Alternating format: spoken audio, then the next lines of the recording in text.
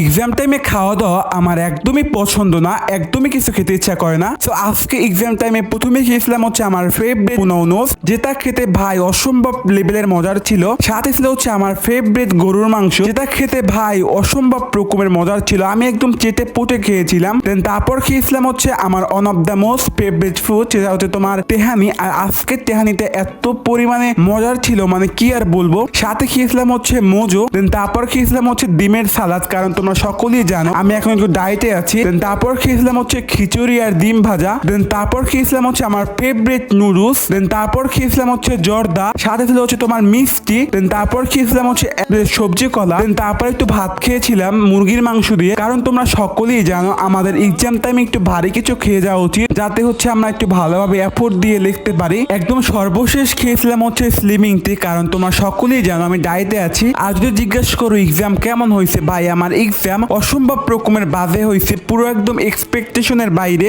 কারণ ভাই আমি প্রায় 20 থেকে 30টা কম্পিটিশন প্যারাগ্রাফ পড়ে গেছি, বাট একটাও কমন আসে নাই। পুরো জঘন্য রকম এক্সাম হয়েছে।